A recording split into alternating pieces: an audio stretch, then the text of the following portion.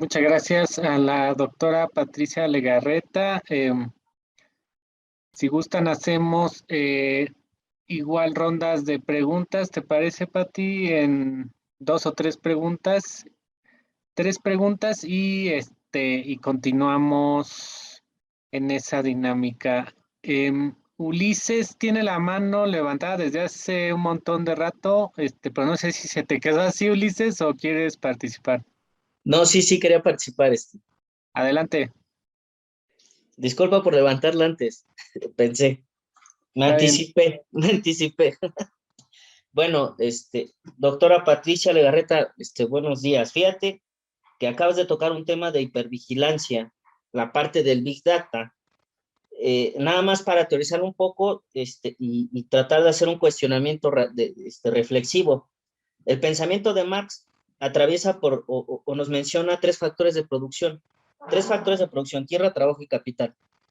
Pero en este pensamiento, vamos a llamar anterior, que existía, no aparecía la parte de nube.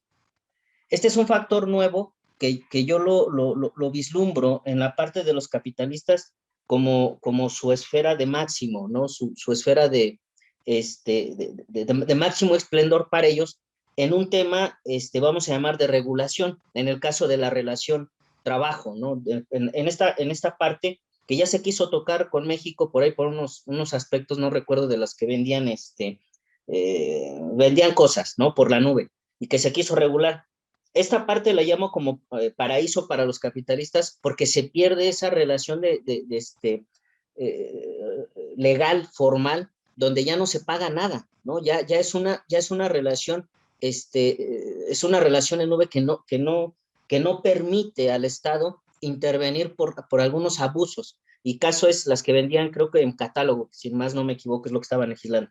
Entonces es muy interesante. Nada más, a mí me gustaría saber tu opinión, doctora Patti, con relación a esta parte de regulación, porque ya sobrepasó todos los aspectos, incluso teóricos de Marx, en esta función que nos decía de tierra, trabajo y capital, que ahora se descompone y se reconfigura con una cuarta que sería la nube, ¿no?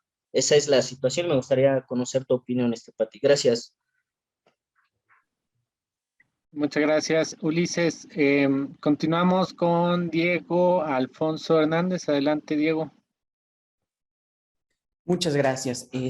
Doctora Patricia, muchas gracias por su ponencia. Preguntarle a modo de su criterio, pues vemos que las redes sociales tienen un enorme potencial, sobre todo en los fenómenos sociales, y me gustaría citar uno.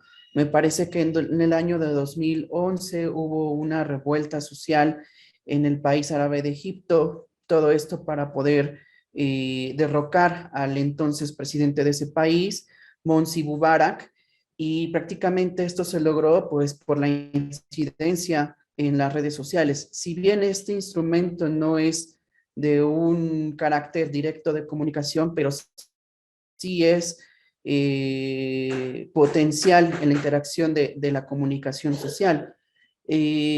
¿Cómo pasamos prácticamente de estas herramientas que pueden tener una dimensión potencial para hacer cambios sociales a corto y mediano plazo, a también estos fenómenos que tenemos como lo que usted estaba mencionando, como el Cambridge Analytica o el sistema que también aquí se implementó, que fue el Pegasus, para el espionaje político de personajes claves que tenían incidencia en cierto momento de los sexenios pasados, principalmente el de Enrique Peña Nieto y el de Felipe Calderón, y pues finalmente poder, como usted también lo citaba, adelantarse al escenario político que incide en los movimientos que definen el rumbo de un país. También me gustaría saber su opinión sobre la censura que también pudimos ver de Donald Trump en las redes sociales. ¿Fue arbitrario? ¿Violó algún derecho internacional? Si a él le hicieron eso, pues ¿qué nos podemos esperar a nosotros, no? Me gustaría saber su opinión sobre eso. Muchas gracias, Diego. Si quieres, Pati, con estas dos, dado que son varias, adelante. Gracias, José Luis. Sí, gracias, Ulises, Diego. Bien, son eh, muy interesantes sus preguntas. No quisiera meterme así a detalle a los temas teóricos, pero como ya, Ulises, tú lo metiste, yo no creo que esto de la nube, y sí lo tengo desarrollado, bueno, hay varios trabajos que se han desarrollado como desde un enfoque marxista, donde creo que es importante no pensar que, que, que son nuevas categorías. O sea, las categorías de análisis siguen siendo la relación trabajo-capital.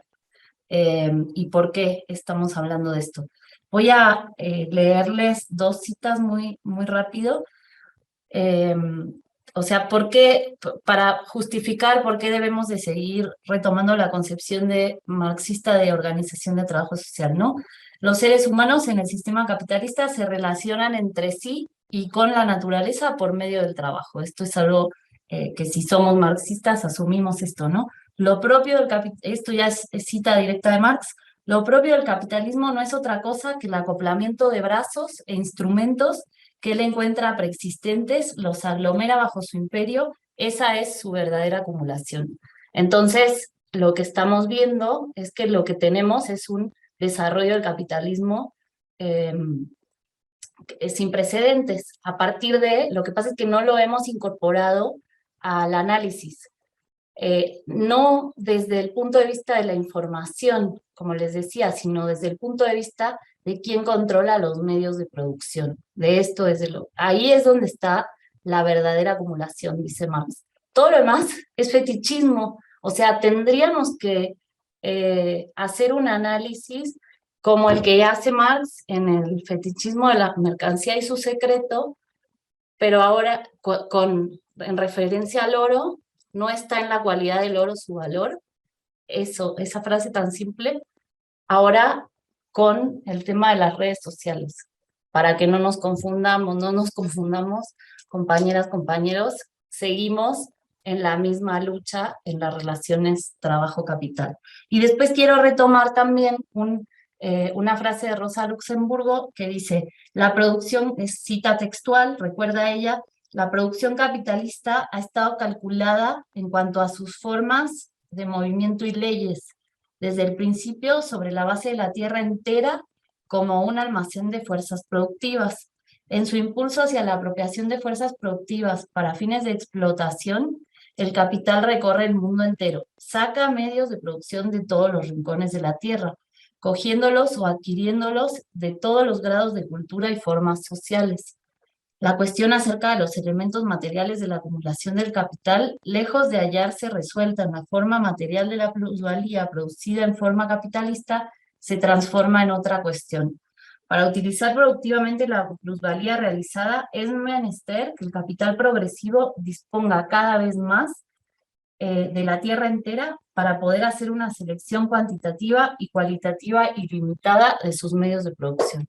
Entonces, esta es la forma como estas empresas que durante la década de los 90, o sea, ahorita tenemos mucha conciencia del valor financiero de estas empresas y de la forma como hicieron dinero aparentemente de la nada, pero no hicieron dinero a partir de la nada, hicieron dinero a partir de tener control sobre las relaciones sociales de toda la tierra, ¿no?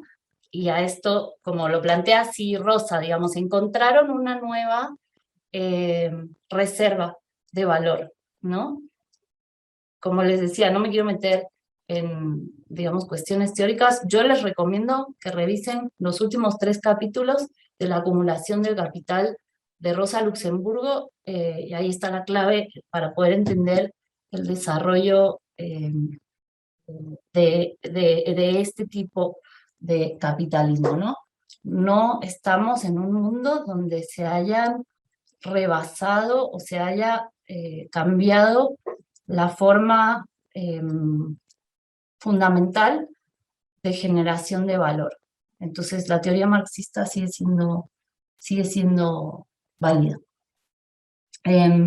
Diego, hiciste varias preguntas muy interesantes. Una sobre el tema las primaveras árabes.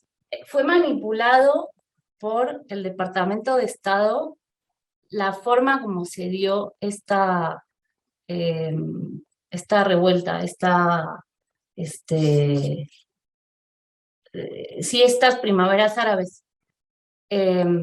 Si ustedes, hay varios supuestos líderes de las primaveras árabes que se les ha utilizado, gente muy joven, influencers, que en ese momento no existía la palabra, pero digamos son los primeros influencers, que fueron pagados por el Departamento de Estado y que los llevaron, y por estas organizaciones tipo Mexicanos contra la Corrupción, o sea, organizaciones que tienen financiamiento del Departamento de Estado y que son utilizadas para fines políticos, y entonces los trajeron a México y dieron conferencias y los llevaron a distintos países donde justo promovieron esta perspectiva que se planteó, que fue desde las redes sociales donde se organizó la primavera árabe.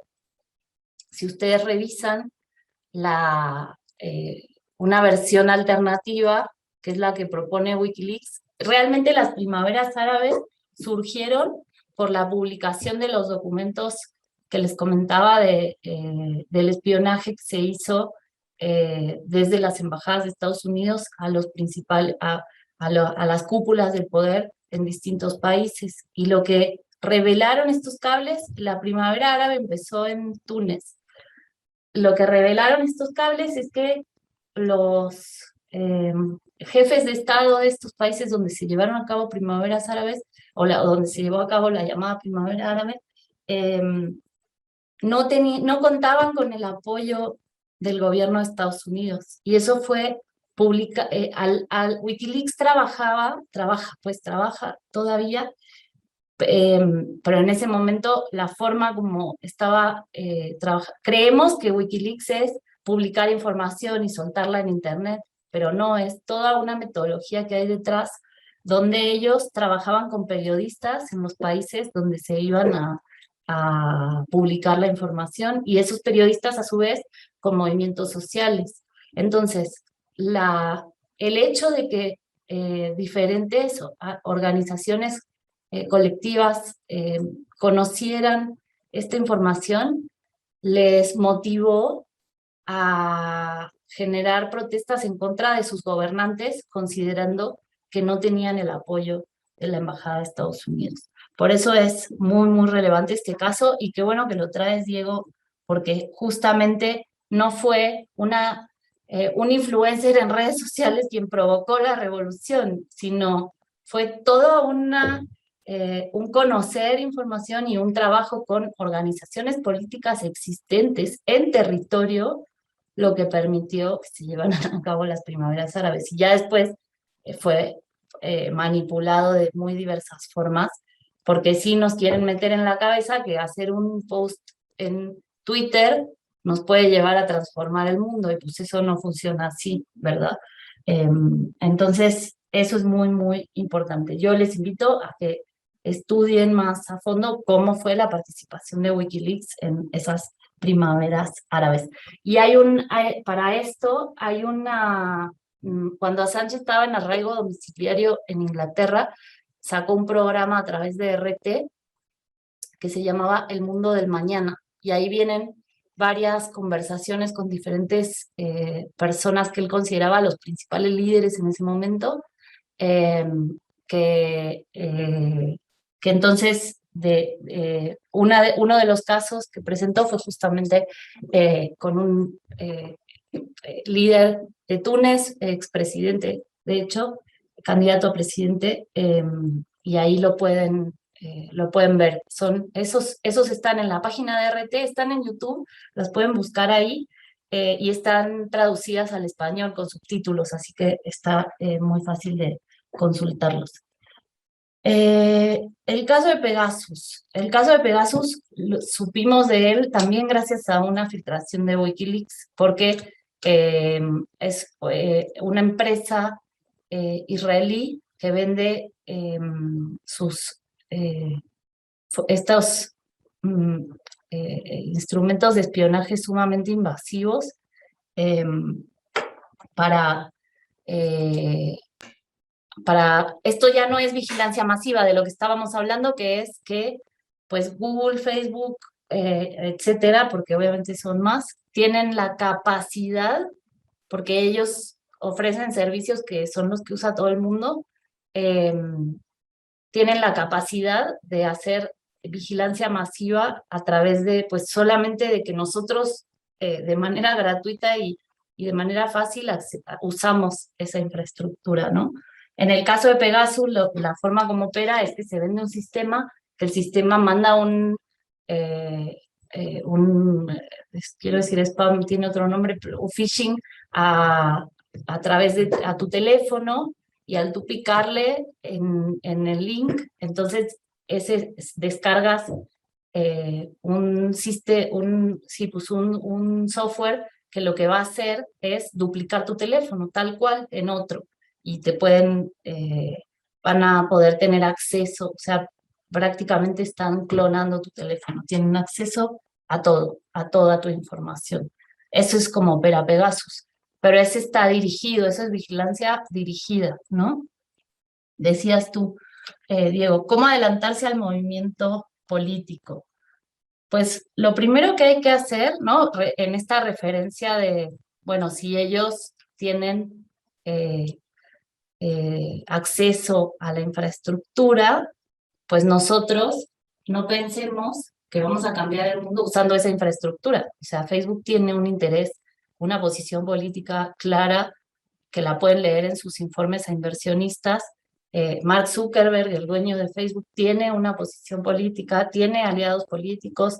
Entonces, no pensemos que basta con que seamos más. O sea, esto no quiere decir que no haya que hacerlo. O sea, las redes sociales definitivamente es un medio que tenemos que utilizar, pero no pensemos que vamos a ganar la batalla ahí, porque la batalla la ganamos, otra vez volvemos, si quieren, a Marx, socializando los medios de producción. Entonces tendríamos que estar pensando en cómo volver a esas empresas de dominio público, porque ahorita son controladas por sus consejos de administración, que yo les aseguro que pues, nadie de nosotros aquí sabe quiénes son. Yo solo conozco a los accionistas mayoritarios, pero hasta ahí me quedo.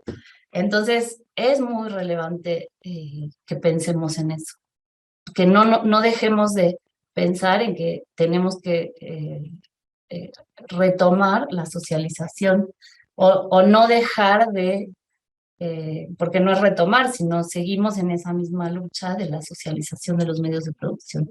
Y el tema de la censura de redes sociales, en el caso de Donald Trump, pues coincido por supuesto contigo que por más mal que nos caiga el personaje, es muy grave que una empresa tenga el poder de censurar al presidente del país más poderoso del mundo, así tan simple, y para ya no irme más, o sea, nuestra posición desde la izquierda debe de ser de no censura, porque, porque es muy grave, por más mal que nos caiga el personaje, pues, o sea, ese es otro asunto, pero la posición más en vías de la liberación es de no censura, ¿no? Muchas gracias, Pati. Lo bueno Muchas es gracias. que la derecha mexicana sí cree que ganando Twitter va a ganar las elecciones, entonces pues nada más no nos compremos esa historia, compañeras y compañeros, por no es casual que el presidente sigue y sigue de gira cultivando territorio, cultivando solidaridad, entonces el camino es claro. Continuemos con Ariel Lozano. Adelante, Ariel. Gracias. Gracias, maestra, doctora Patricia, perdón. Bueno, tengo dos preguntas, nada más que voy a contextualizar rápido. Creo que debemos ir planteando la agenda política de la 4T en estos temas. Hay muchas cosas que atender, incluso recuerdo que en algún momento el presidente hasta planteó la creación de una red social pública y eso se quedó ahí, no hay aparentemente propuesta de nuestra parte, ¿no? Y bueno, para ello yo propongo a ver si el INFP pueda conformar un área que estudie y proponga sobre estos temas, donde además debería haber ahí todo tipo de perfiles, tanto la gente que conoce el área tecnológica, pero también que puedan participar ahí sociólogos, psicólogos, estudiosos del derecho constitucionalista y todo el que quiera estar ahí, ¿verdad? Que tenga cabida. Y bueno, para ver si esto además puede servir luego como un marco referencial para nuestro proyecto en la 4T con respecto a estos temas, porque yo creo que no hay una agenda política ni en el Congreso ni en el propio Ejecutivo con respecto a estas cuestiones, ¿no? Entonces, bueno, solamente he visto por ahí en algún momento el esfuerzo creo que hizo por ahí algo, un planteamiento del senador Ricardo Monreal, que en algún momento tuvo una iniciativa sobre el tema de las redes sociales. Yo más o menos leí, pero bueno, está pues muy acotada ahí a unas consideraciones que él tiene, ¿no? Entonces, bueno, la pregunta es si existiría la posibilidad en el INFP de hacer esto y, bueno, cómo poder sumarnos a ellos quienes queramos estar ahí, ¿no? Participando. Y la otra pregunta sería si hay experiencias en América Latina en cuanto a acciones para recuperar la soberanía digital. Porque, bueno, recuerdo que, por ejemplo, este caso de Dilma en Brasil, pues fue escandaloso, ¿no? Intervinieron y después de esto incluso vino el tema de la destitución de ella y demás. Incluso en Brasil, en el 2014, hubo una especie de foro internacional que se llamaba, por ahí lo compartí, que se llamó, si mal no me acuerdo, Net Mundial, que es un tema sobre la gobernanza de Internet a nivel global. Estaba muy interesante y parece que pues no gustó mucho en algunos polos de políticos, ¿no? Y bueno, ahí dejo ese planteamiento, ¿no? Porque hay que revisarlo. El tema de la soberanía y de la información de los ciudadanos es relevante. Vemos cómo la Unión Europea sí tiene legislaciones para al menos los datos de sus ciudadanos, de tanto las empresas como Facebook, estén en territorio europeo. Es decir, los servidores que guardan información de los ciudadanos de Europa yacen ahí en el propio territorio. Gracias. Muchas gracias, Ariel. Continuamos con Rafael Telles. Adelante, Rafael.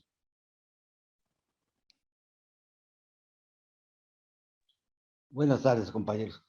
Bueno, nada más tengo algunas dudas y algunas cosas que me quedan bien claro, ¿no? Sobre Pegasus, sistema israelí, ¿no?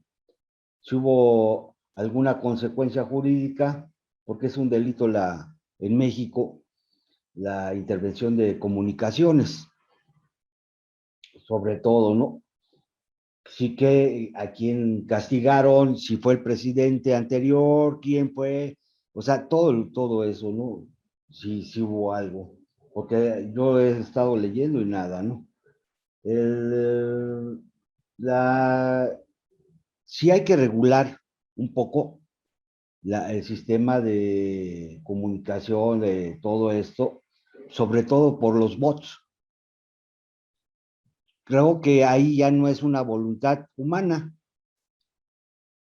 pero sí regular los bots, que será factible, ¿no? Yo ahorita veo lo de la compra de Twitter y todo eso, y él está bajando el precio de la empresa en base que tienen muchos bots, que no son humanos los que están transmitiendo, ¿no? Ahí sí sería claro, ¿no? Otra cosa, la venta de información, que no sé si acuerden, hace algunos años se vendió el padrón electoral y lo podías conseguir hasta en Tepito, ¿no? Ese es el problema, ¿no? ¿Y por qué no se le sancionó al INE? Ah, no, al que la vendió, no. A ti te sanciono, INE. Tú eres el dueño de la información virtualmente, ¿no? De que le correspondía sobreguardar eso, ¿no? Y no se le hicieron nada, no se le hicieron nada. Ahora, en base a lo que platican de Marx y todo esto, para mí lo que nos llega Marx y lo que nos dice son las guías. La sociedad no puede, la ciencia social no puede estar basada en cuestiones, porque es cambiante siempre. No es como hacer una sopa, la voy a hacer esto. Por eso se dio ese gran movimiento del 18 de nosotros. O sea, no se puede cambiar, no, es que esto me da ave, no, momento. Ya el hartazgo, todo esto, ya lo traíamos, nada más faltaba un detonante, y que fue nuestro señor presidente, ¿no? Entonces, debemos ver la ciencia social completa, ¿no? No es una sopa, no es una sopa de letras. A más B más C más C. Marx lo que dice es, al final, dice, son las guías, señores. No es que me sigan, ustedes deben de elaborar su metodología, todo, ¿no? Para nosotros es importante aclarar que nos falta la conciencia social. Si no elaboramos, empezamos a pensar qué es lo que les vamos a proponer a la gente para un nuevo cambio de ideología, de qué es lo que está pasando en México, pues no vamos a tener nada. Es el cambio social lo que buscamos. Y ahorita que tenemos, pues gracias a las redes sociales estamos viéndonos, ¿no? Pero antes no teníamos nada. Yo trabajaba con varias cosas, ¿no? Bueno, y eso es todo. Gracias. Muy amable, Rafael. ¿Te parece, Pati, una más? Guillermo Cervantes, adelante, Guillermo.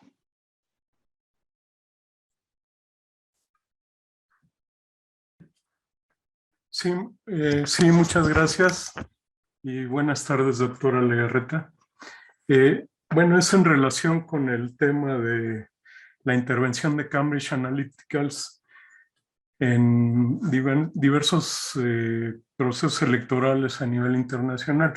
Ya comentó y es un hecho que este tipo de empresas han intervenido, no solo Cambridge Analytica, sino otras y de diversos países que tienen peso global en el mundo, ¿no? Bueno, peso global. Mi preocupación y tiene que ver con la afirmación de que esta participación de estas empresas en realidad no se puede regular por la complejidad que entraña en dónde están basadas, en dónde están interviniendo, etcétera, pero que tienen un efecto práctico muy concreto, que es el chantaje a los gobiernos una vez que quedan. Incluso de eso se acusaba a Trump en Estados Unidos. Entonces, eso me parece muy grave porque los partidos políticos, ya en el plano aquí nacional, podrían tener una ventaja injustificada mediante el recurrir a estos servicios. Desde luego son servicios muy caros y por eso es que tienen ese poder estas empresas para después chantajear a los gobiernos. Sin embargo, me quedé pensando si realmente no se puede regular o se podría a lo mejor, pues más bien buscar la manera de hacerlo digo, no de una manera muy directa, pero el tema en donde yo creo que más nos debería preocupar es la intervención en los resultados electorales. Y desde luego, esta información que Analytical le proporciona a los partidos puede ser muy valiosa para eso. Pero podríamos tener una herramienta, por ejemplo, tratando de regular en el proceso electoral, en la ley que regula el proceso electoral, en qué se utilizan los recursos públicos que se le dan a los partidos. O sea, en otras palabras, tratar de prohibir que los partidos accedan a ese tipo de servicios. ¿Usted cómo vería, doctor, esta posibilidad? Muchas gracias, Guillermo. Adelante, Patricia. Gracias, José Luis. Bueno, son un montón de temas, todos sumamente importantes los que están planteando. Ariel, ¿cuál es la agenda política de la 4T? Claro que hay una agenda política de la 4T. Si recuerdan, el presidente incluso eh, convocó a la mañanera a Twitter y a Facebook, nada más nunca llegaron. Pero este debate lo puso el presidente en la mesa, no Ricardo Monreal, por cierto. Lo que yo no conozco cuál es la iniciativa de Monreal, si nos la compartes estaría genial, la revisamos o la buscamos pues ahí en la Gaceta. Eh, pero definitivamente este es un tema que al presidente le importa, que la 4T lo tiene en el centro, y es este tema de Internet para Todos. El presidente creó una empresa paraestatal que se llama Internet para Todos, y el objetivo que tiene esta empresa es llevar al campo eh, el acceso a Internet. Alguien ponía por ahí en el chat, y disculpen que no pude seguir todos los comentarios que pusieron, pero alguien puso por ahí, creo que fuiste Rafael, Internet es un derecho humano. Por supuesto, el acceso a Internet es igual como lo que estuvimos discutiendo con la reforma eléctrica. La electricidad es parte fundamental del derecho humano a la vida digna, pues lo mismo pasa con el Internet. Aquí lo que pasa es que una cosa es que el Internet sea de todos y para eso es que se está proponiendo o se constituyó ya una empresa pública que va a garantizar eso. Y otra cosa diferente es que haya toda una serie de intermediarios que lucran con el acceso a Internet. Y aquí hay un montón de temas que tenemos que discutir, porque por ejemplo Facebook tiene con distintos países, pero el caso que conozco con el gobierno de Guatemala, que dice, nosotros le vamos a dar Internet gratuito a las zonas rurales. Pero ¿qué pasa? Que la gente en Guatemala que tiene acceso a Internet gratuito en zonas rurales solo puede acceder a Internet a través de Facebook. Entonces, ellos van a ver lo que quiere Mark Zuckerberg, no lo que hay ahí. Es que creemos que Internet es un espacio donde nos conectamos de manera libre a un espacio donde nosotros decidimos qué vamos a hacer ahí, y eso no funciona así. Y eso es lo que les decía yo, que es la disputa entre gerentes y hackers, justamente quienes buscan la liberación de este instrumento, ¿no? Que es muchas cosas. O sea, es la computadora que tú tienes en tu casa, el teléfono donde tú tienes acceso a Internet, pero también los cables de fibra óptica, y tendríamos que mirar el mapa de los cables de fibra óptica para ver de tu casa a dónde va la información. Y luego de ahí, quiénes tienen acceso a esa información y quién gestiona esa información y quién es dueño de los centros de datos, que también son otras empresas, y a esas ni las conocemos porque esas no son famosas como las plataformas a las que accedemos, ¿no? Y así nos vamos, pues, o sea, y en eso creo, Ariel, que es como de lo que tú estabas hablando, ¿no? O sea, aquí ya lo estás poniendo como que sí tenemos que meternos de verdad a estos temas, y por supuesto que nos tenemos que meter de verdad. La primera acción primerísima que hizo fue decir, vamos a crear una empresa estatal para este tema, ¿no? Y decías tú, ¿cuáles son? Voy a ir a otros temas que planteaste, pero dices, ¿cuáles son las experiencias de América Latina para recuperar la soberanía digital? Que las hay y son muy interesantes. El primer país que se planteó esto fue Venezuela, porque cuando le quisieron hacer el golpe de Estado a Chávez, se dieron cuenta que ahí lo que pasó es que se hizo una acción justo por parte del Departamento de Estado de bloquear acceso al Estado a infraestructura básica de temas de energéticos y temas de comunicaciones. Y entonces Chávez dijo, esto lo tenemos que controlar nosotros, no es posible que nosotros contratamos empresas que como son gringas, entonces estas empresas están teniendo una posición política cuando nosotros les estamos pagando un servicio, ¿no? Entonces estudian ese caso que es muy interesante, fue el primero, donde Chávez decide que había temas de seguridad nacional que no se podían tercerizar. Ese es uno de los temas, ahí lo puso Cristian, que vienen en el Plan Nacional de Desarrollo. Les invito a revisar la conferencia matutina donde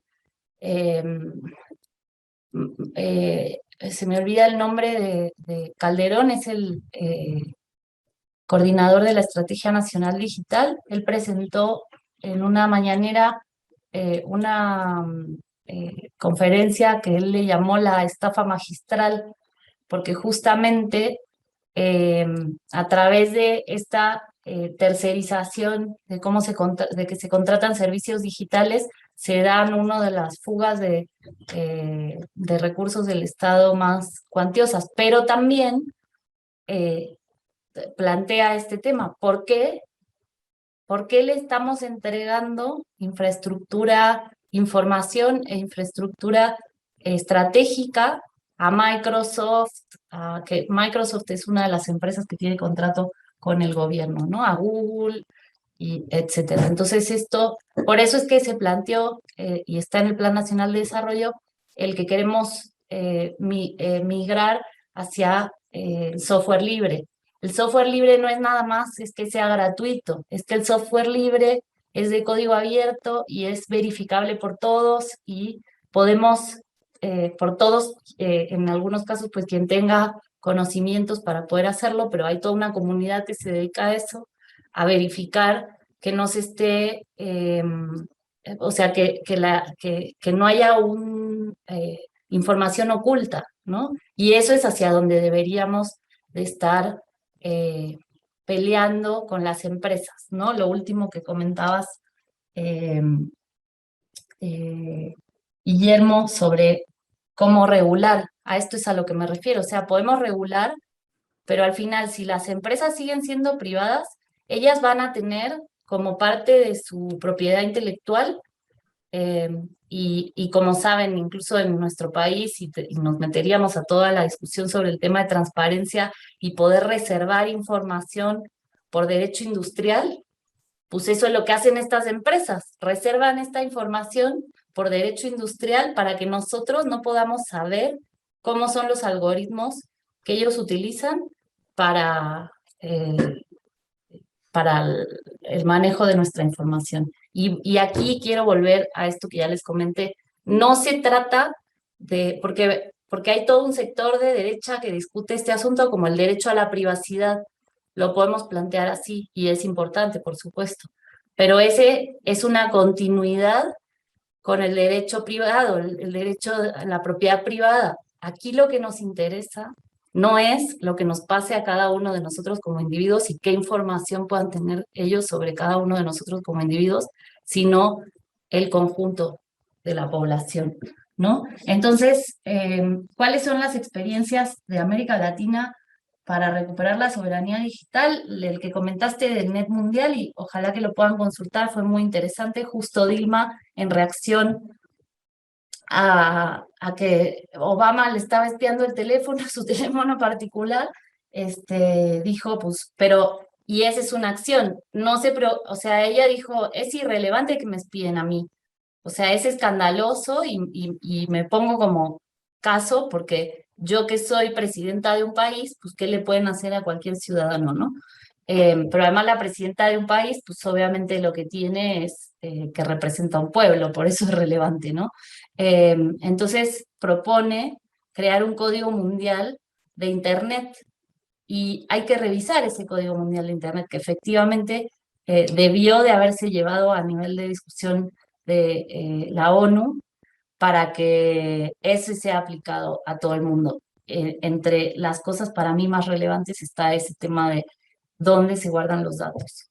Y después de ese evento, de que se dieron cuenta los países de América del Sur que se estaba llevando a cabo estos procesos de espionaje, no solo masivo, sino dirigido a líderes, decidieron que era importante porque hasta ahora, si ustedes buscan las redes de fibra óptica en Internet, van a ver que todas las comunicaciones de América del Sur con Europa se llevan a cabo a través de Estados Unidos. O sea, los cables de fibra óptica están hechos de esa manera. Entonces, Cristina Kirchner, presidenta de Argentina en ese momento, dice, vamos a crear ARSAT. ARSAT es una empresa pública del Estado. Ya tuvimos una sesión sobre el caso de ARSAT en la segunda generación del diplomado del 2021. Les invito a que la revisen. Vino uno de los directivos de la empresa ARSAT para contar cómo fue que se impulsó esto. Entonces Argentina decide lanzar satélites propios para que no sean los satélites de Estados Unidos o los satélites de las empresas las que tengan la información de los argentinos, sino la empresa pública del Estado. Y hasta ese momento solamente Venezuela y Argentina eran los países que habían llevado a cabo esas acciones. Bueno, las consecuencias jurídicas de Pegasus, sí, ya el año pasado, hace un año, el fiscal hizo público que se habían configurado el delito y estaban implicados el procurador en su momento. Está ahí la información es pública, pues, y fue así en julio del año pasado que él presentó los resultados de la investigación del caso de Pegasus. El tema de que los bots son los que censuran y no humanos, esto que comenta Rafael es sumamente interesante. A ver, es interesante, pero es peligroso, porque efectivamente ni siquiera son personas las que están tomando decisiones sobre cuál es el contenido que se muestra y no se muestra, o el contenido que hay que borrar del Internet, sino que son ya algoritmos, son bots los que están determinando a partir de estos juegos de palabras programados que son quienes son, pues no podemos decir quiénes, son las cosas que toman decisiones sobre cuál es el conocimiento que debe de quedar público. Entonces esto es definitivamente relevante y no podemos dejarlo de lado. Ahora, sobre el tema del padrón electoral, que también, Guillermo, comentabas, es que el tema del padrón electoral es lo de menos. Porque, como ya también comentó José Luis, las elecciones no se ganan con bots. Eso está clarísimo, ni siquiera, o sea, Trump no ganó las elecciones porque contrató a Cambridge Analytica. Trump ganó las elecciones porque la gente estaba harta de que los demócratas les dijeran que iban a tener la agenda del pueblo y trabajar para el pueblo de Estados Unidos, cuando en realidad estaban gastando los recursos en una guerra extranjera, en intervenir en asuntos de otros países. Trump ganó las elecciones porque la gente estaba harta de los demócratas, porque ni siquiera es que él tuviera así la gran agenda. O sea, tengamos claro eso. Y no, entonces, no nos perdamos en la parte, por eso les recordaba el tema del fetichismo de la mercancía y su secreto, no está en las cualidades del oro su valor. No vamos a ganar elecciones por contratar el mejor servicio o por tener la mayor cantidad, o sea, el padrón. No, así no se ganan las elecciones. ¿Y el presidente cómo ganó las elecciones en 2018? Caminó todo el país. Eso está claro, ¿no? Entonces, el problema sí es cómo utilizan toda esa información estas empresas que los partidos y diferentes gentes contratan. O sea, ellos contrata, el PAN contrata a Cambridge Analytica para que le haga una campaña electoral. Y esa no es la que nos tiene que preocupar. Lo que nos tiene que preocupar es que el PAN le está entregando le está pagando a una empresa que tiene otros intereses, porque Cambridge Analytica es una subsidiaria de una empresa que se llama SCL Group. SCL Group es una empresa de venta de armamento que tiene diferentes intereses económicos y políticos en el mundo. Entonces, lo que nos debe de interesar es que esta empresa tenga esa información y pueda hacer campañas, otras que no son las que contrata el PAN, para controlar la forma como llevamos a cabo procesos legislativos, por ejemplo. O sea, eso sí ya es un mundo, ¿no? No me quedaría yo en lo electoral, aunque lo electoral, obvio, lo tenemos que entender y es relevante, pero es el menor de nuestros problemas, ¿no? Entonces, ¿cómo regular, no? Vuelvo a lo mismo. O sea, claro que hay que regular, o sea, tenemos que impulsar esa agenda, pero tenemos que pensar que siempre nos van a ir un paso adelante si seguimos permitiendo que existan empresas que tienen el control de las relaciones sociales del mundo. ¿Sí? ¿Sí se entiende eso?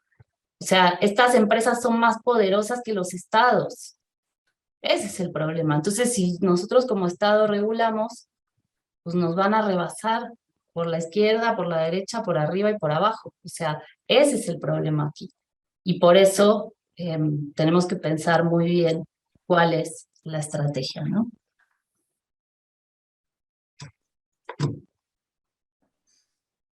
Muchas gracias. Doctora Patricia, continuamos con las preguntas. Nos quedan 14 minutos. Entonces, Hugo, adelante de muy puntual, compañero, por favor, Hugo Peñalosa.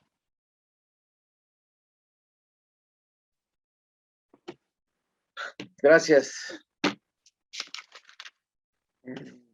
Muchas gracias, doctora Patricia, muy interesante todo lo que hemos abordado el día de hoy.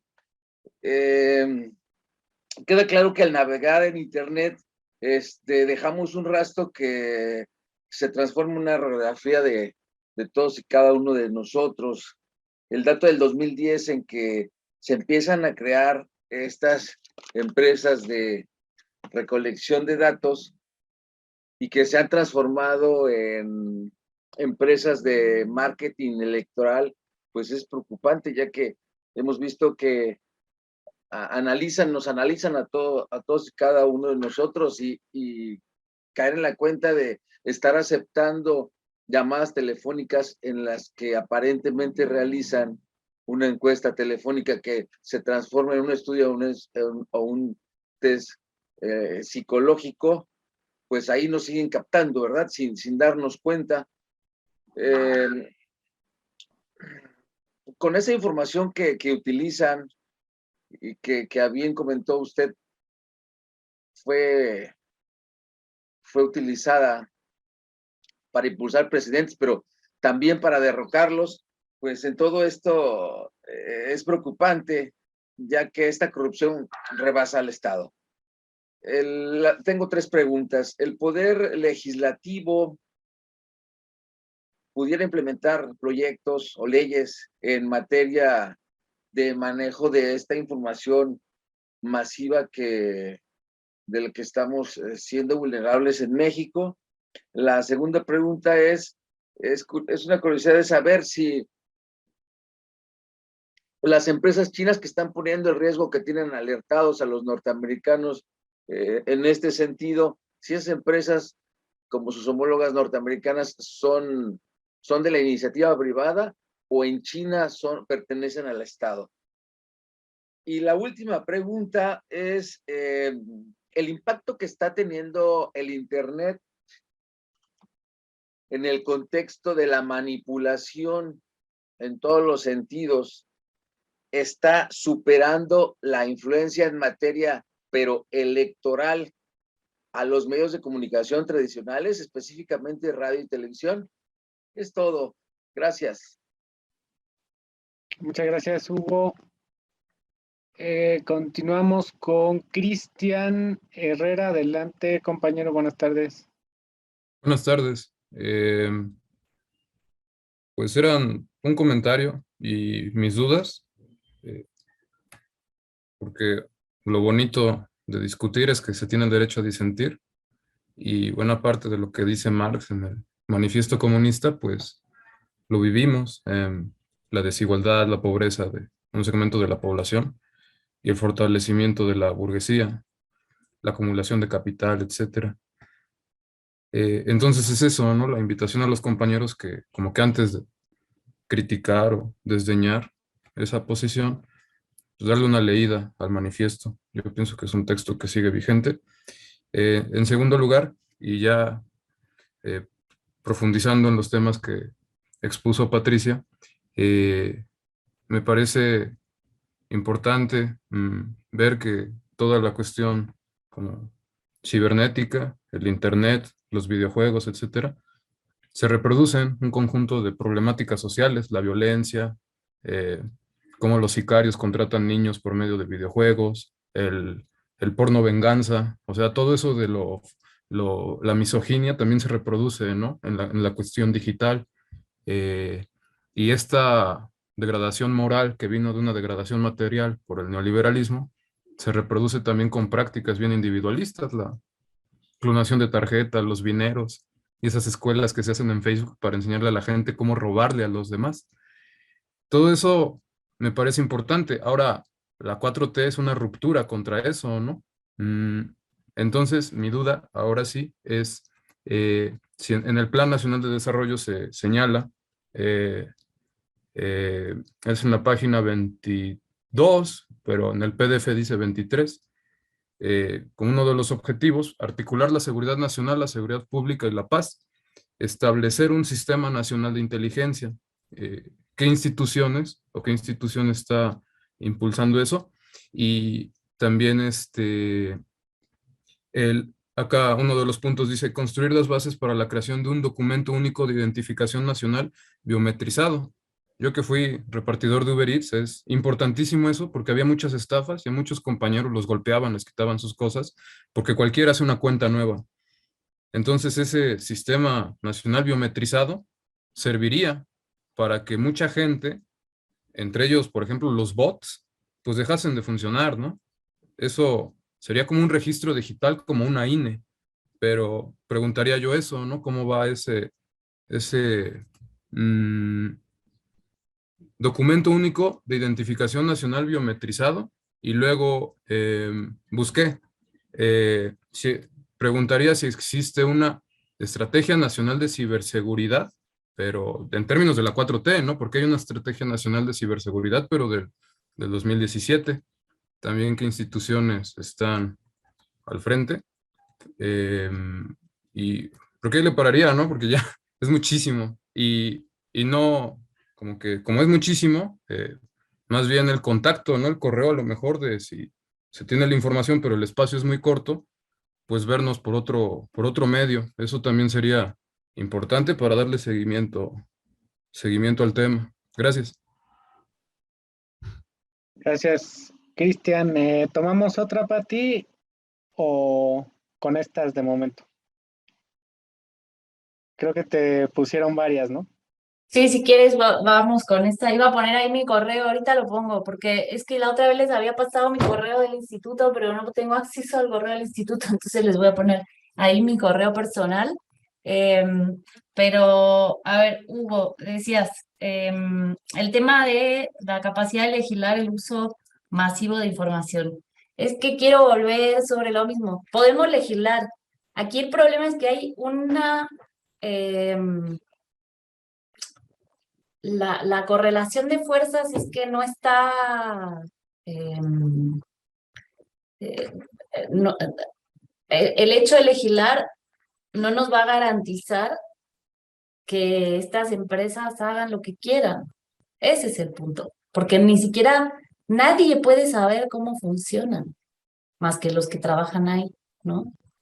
Eh, Dice aquí Sharin, existe un megamonopolio de información, no, lo que es un monopolio sobre los medios de producción. Volvemos a lo mismo, o sea, aquí estamos hablando de relaciones concretas, concretas. Entonces, y esto no es para que nos paralicemos, entonces no podemos hacer nada, no, claro que podemos hacer.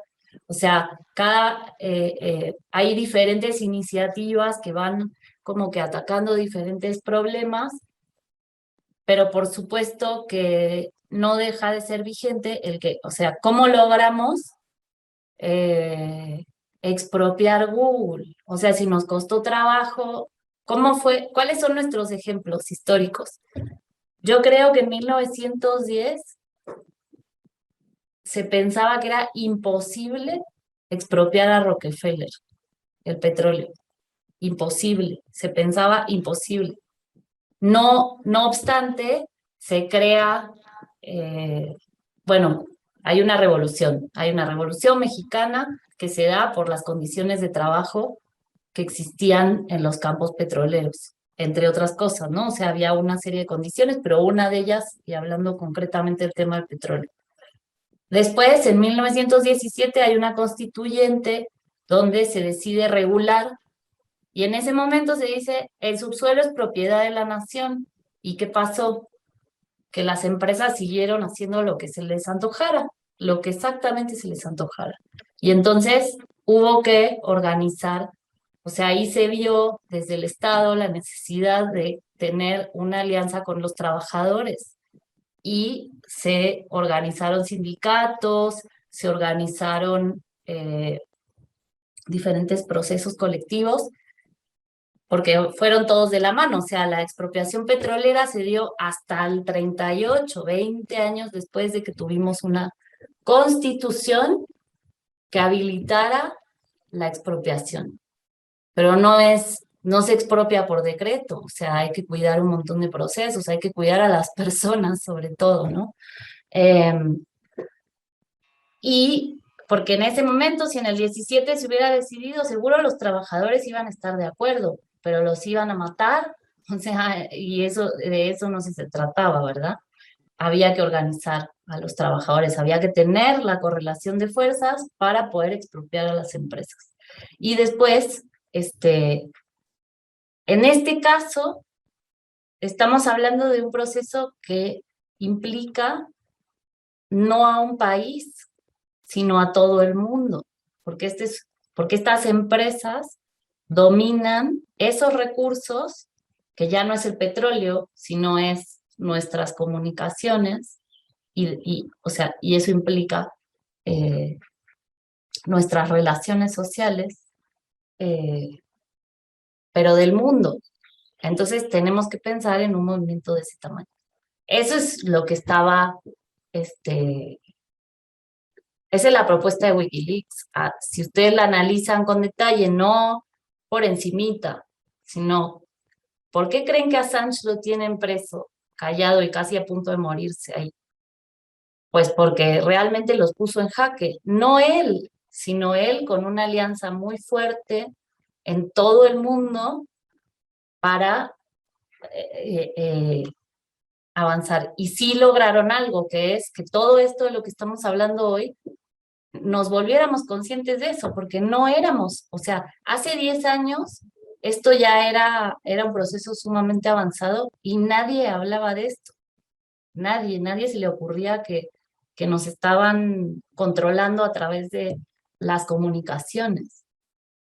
Entonces estos son o sea, sí hemos dado pasos, pero hay que pensar bien, no solo pensar, hay que actuar encaminados a dar,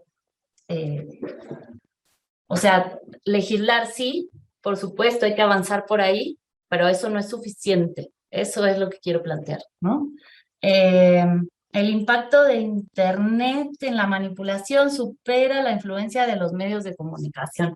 Yo no tengo los datos, entonces no me quisiera meter ahí, los podemos investigar, pero yo volvería a lo mismo, que es que la manipulación siempre ha estado ahí, o sea, los medios siempre han tenido ese rol. Claro, en 1910, Rockefeller era dueño del periódico también, El Imparcial. O sea, estamos hablando de lo mismo, pues. Entonces, miremos eso, no nos abrumemos y no pensemos que porque Mark Zuckerberg es dueño de la forma como todo el mundo se entera de las noticias, entonces eso no nos permite hacer otras cosas, ¿no? O sea, pues, no, eso ahí está, hay que usarlo, hay que combatirlo, hay que todo lo demás, pero no pongamos toda nuestra energía ahí. Creo que eso es importante, ¿no? Y tal vez no es tan importante saber si nos manipulan o no. O sea, es que eso al final creo que no es lo de fondo, ¿no? Y si las empresas chinas son privadas, no, las empresas chinas son del Estado. Sí hay empresas privadas chinas, o sea, no es que, pero la infraestructura del Internet, o sea, China sí. Por eso es que en Estados Unidos le temen tanto a Claro. China. Es por eso. Muy bien. Gracias, muy Em, amable, Pati. Gracias. Me falta que, bueno, todo lo que planteabas, Cristian, creo que más que decirles yo, lo que vamos a hacer es que vamos a hacer unas sesiones de capacitación sobre estos temas con las personas que llevan directamente los temas de ciberseguridad en el gobierno y con las personas que están trabajando sobre el documento único de la información biometrizada, y así podemos discutir directamente con quienes los están operando. Así que yo me llevo esa tarea de generar esas sesiones y así no estamos aquí opinando y especulando, sino que ya concretamente sobre los hechos, ¿no? Y la Estrategia Nacional de Ciberseguridad.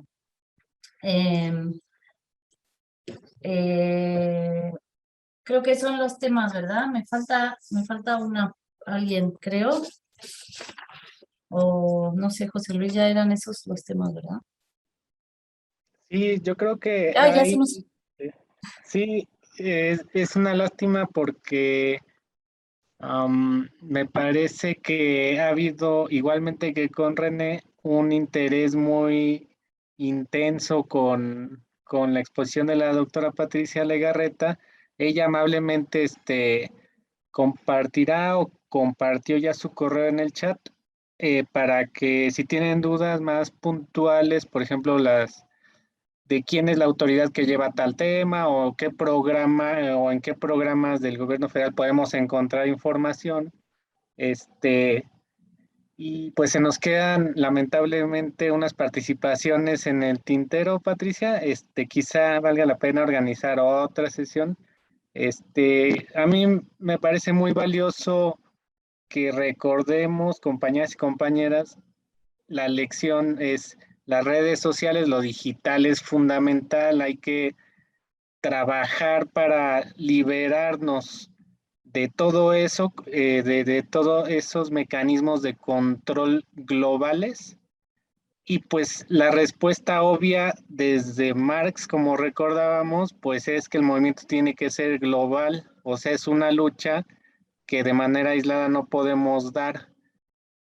Por una parte, y por otra parte, muchas inquietudes en la parte política electoral, pues igual ahí está ya la receta, es el territorio.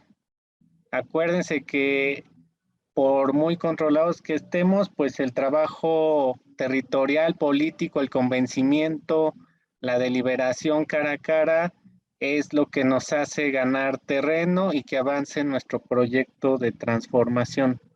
Sin quitar pues la importancia de trabajar también en lo digital, pero sin ser esto decisivo o determinante de cómo vamos a caminar, ¿no? Entonces, pues quiero agradecer a la doctora Patricia Legarreta y a todas y todos ustedes por sus inquietudes, por su participación activa, y pues nos despedimos de redes sociales y nos vemos muy pronto. Pati, ¿quieres decir un último mensaje? No, pues gracias, José Luis, gracias, compañeras, compañeros. Efectivamente hay un montón de temas. Yo me llevo de tarea algunas cosas. Voy a revisar con calma los comentarios que pusieron en el chat, porque la verdad es que no los pude leer por la, por la dinámica. Y bueno, leí poquitos, así de repente que... Y pues ahí está mi correo, pero también si quieren que hagamos una sesión más sobre este tema, la hacemos, o sea, nos organizamos y la hacemos cuando gusten, estamos a la orden, ¿no? Y pues muchas gracias a todas y todos por su interés y seguimos